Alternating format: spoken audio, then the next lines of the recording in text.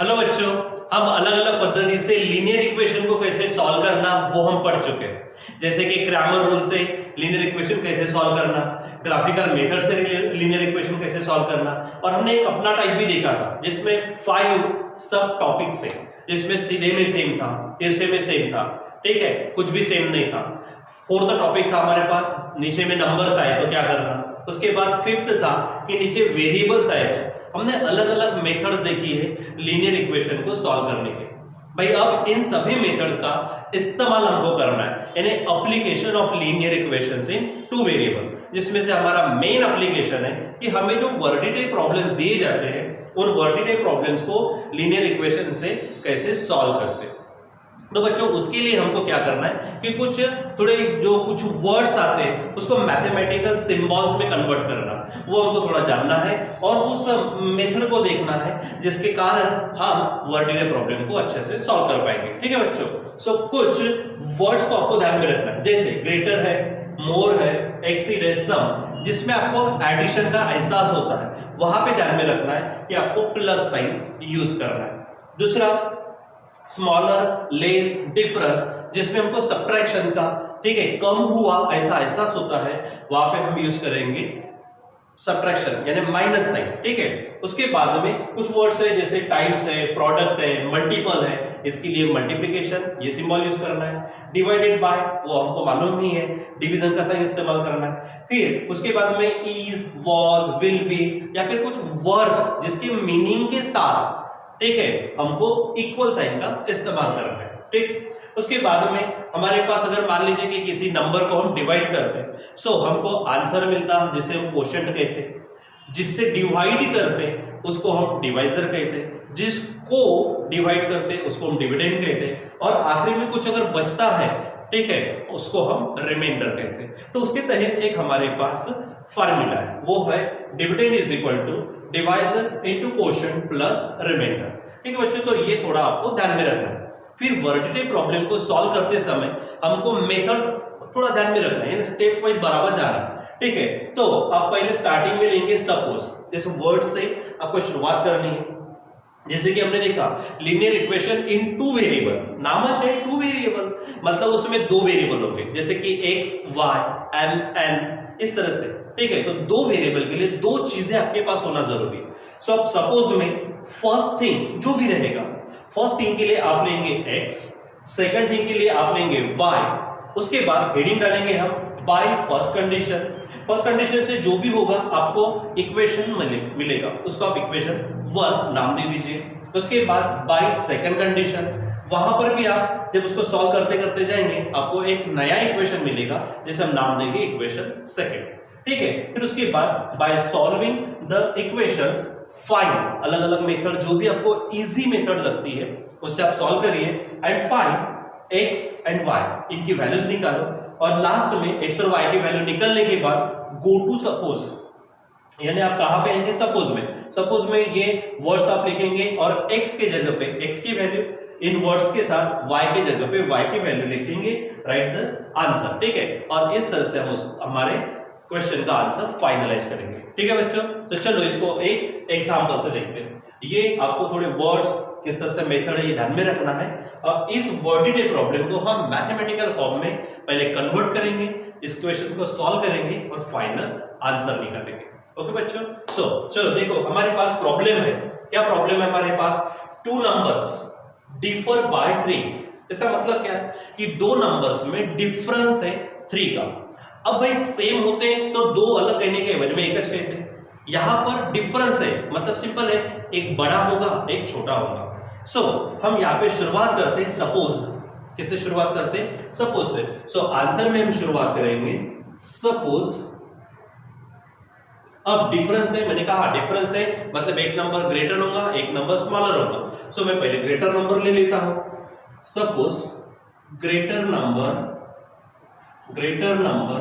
Is equal to x। जैसे देखो suppose में फर्स्ट थिंग है तो यहाँ पे फर्स्ट थिंग कौन आ गया? Greater number. दूसरा सेकंड थिंग, तो सेकंड थिंग ऑटोमेटिक कौन हो जाएगा?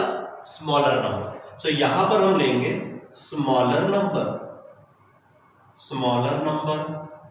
इसको मैं ले लेता हूं y। ठीक है, यानी हमारा सपोज का काम हो गया। अब हेडिंग है बाय फर्स्ट कंडीशन। चलो यहां पर हम हेडिंग डालते हैं by first condition, by first condition.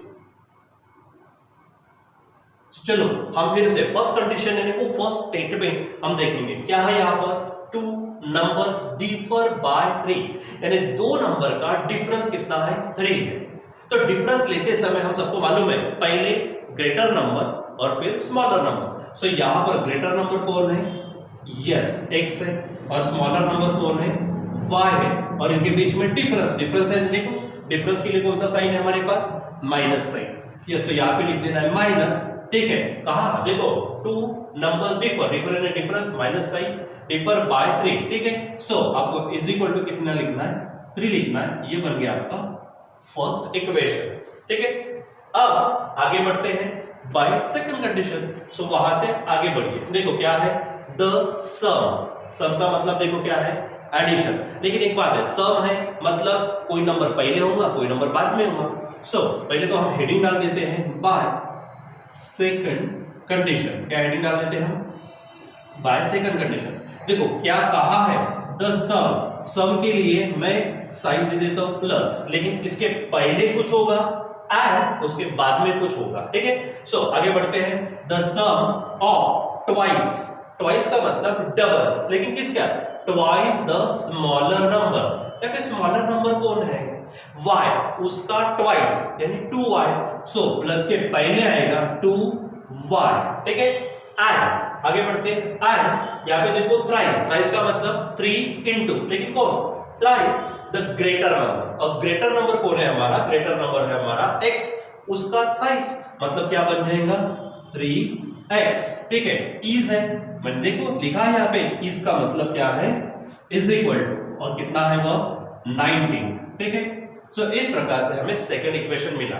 लेकिन इसको थोड़ा सा एडजस्ट कर लेते हैं, जैसे कि हम पहले x लिखते फिर y लिखते और सामने में नंबर्स। तो देखो यहाँ पे थोड़ा आगे पीछे है, सो हम पहले इसको रीअरेंज करते हैं। ये है 3x प्लस ये 2y इज इक्वल टू 19। बच्चों यहाँ पे साइन नहीं बदलना है, ध्यान में रखना, क्योंकि हमने राइट में नहीं लेके गए, वहीं पर एडजस्ट किया है। सो हमारे पास इक्वेशन 1 और इक्वेशन 2 मिल गए।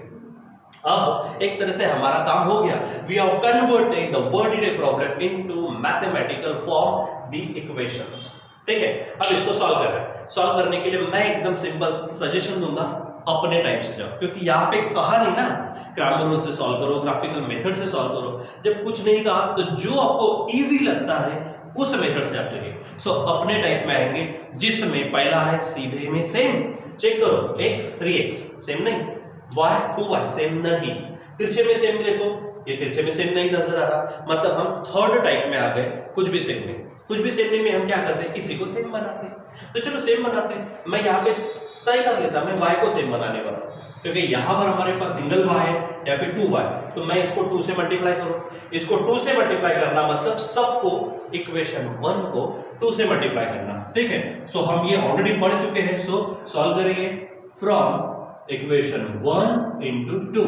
चलो सबको करते हैं, बोलो 2 इंटू एक्स क्या होगा, 2x माइनस 2y, और 2 3 बनेगा 6। ये नया इक्वेशन मिल गया, इक्वेशन थर्ड, ठीक है। हमने इसको चेंज किया, हाथ मत लगाओ, इन दोनों से काम चलाओ। देखो 2y आ गए, यानी सीधे में सेम आ गए। अब साइन, दोनों के साइन देखो आप डिफरेंट साइन है, और डिफरेंट साइन के लिए क्या किया था हमने, यस एडिशन किया था। सो हम इन दोनों की एडिशन करेंगे, मतलब from equation second plus equation third बराबर एक के नीचे लिखते हैं। देखो यहां पर है 3x plus 2y it is 19, equation second लिखो आप 2x minus 2y is equal to 6, ये इक्वेशन हमारा है थर्ड। और अब यहां पर क्या करेंगे, हम इनकी एडिशन करेंगे, डायरेक्ट एडिशन करिए। ये 3x और 2x ये बन जाएगा 5x, ये कटेगा और यहां पर आएगा 25, ठीक है। अब आप x की वैल्यू निकाल दीजिए। So x is equal to क्या होगा, 25 बाय 5, ये 5 उधर जाएगा। So finally x is equal to मिलेगा हमको 5, ठीक है।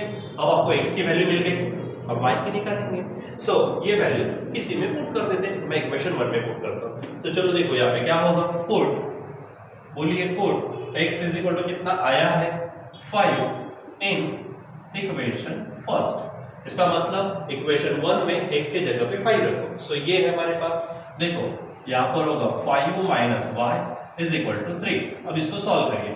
सो ये 5 है, 3 को ट्रांसफर करो, y को उधर ट्रांसफर करो, पॉजिटिव होगा, और finally y is equal to आ जाएगा 2, यानी x और y की वैल्यू हमको मिल गई। देखो मेथड के अनुसार जा रहे हैं। अब we have found x and y, now we have to go to suppose and write the answer. अब यहां से हम सपोज में जाएंगे। देखो x और y मिल गया, सपोज में चलिए। तो सपोज में क्या है, ग्रेटर नंबर। सो यहाँ पे फाइनली आंसर लिखिए, greater number is equal to x है, और x की वैल्यू आई है हमारी 5, ठीक है। दूसरा लिखो यहाँ पर smaller number is equal to y है, और y की वैल्यू आई है यहाँ पर 2y, ठीक है। और एक लाइन अगर आप लिखना चाहते हो, उन्होंने कहा है find the numbers, so the numbers are 5 y 2।